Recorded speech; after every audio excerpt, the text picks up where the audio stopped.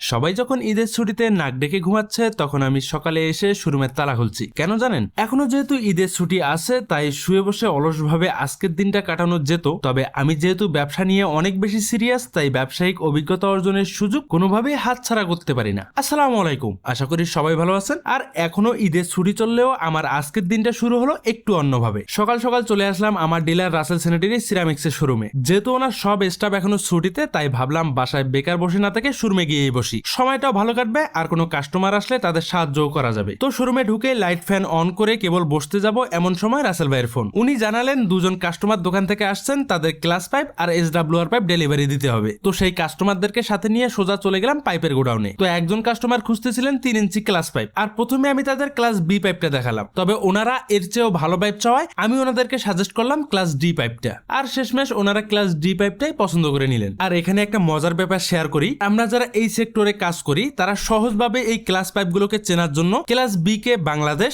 Class D কে ঢাকা আর class E পাইপকে England বলে ডাকি। কারণ এই পাইপগুলোর নাম যেহেতু একটা অক্ষর দিয়ে বলা হয় তাই শোনার বা বলার সুবিধার্থে আমাদের এমন বাহারি নামকরণ। আর পাইপগুলো ডেলিভারি শেষ করে শোরুমে ফিরতেই দেখি সেখানেও কাস্টমার হাজির। সেই কাস্টমার অলরেডি একটা হাই কমোড, একটা বেসিন এবং একটা মিরর পছন্দ করছেন। আর একটু পরেই পণ্যগুলো ডেলিভারি হবে, তাই আমরা প্রথমে আয়নাটা চেক করে ভালোভাবে রেডি করে নিচ্ছিলাম। এরপর অপেক্ষা সেই গাড়ির, ওই গাড়িটি আসলেই আমরা অন্যান্য মালামাল সব গাড়িতে তুলে ডেলিভারি করে দিব। তো এই ছিল আমার ঈদের দ্বিতীয় দিনের সকাল থেকে দুপুর পর্যন্ত টুকটাক কাজের গল্প।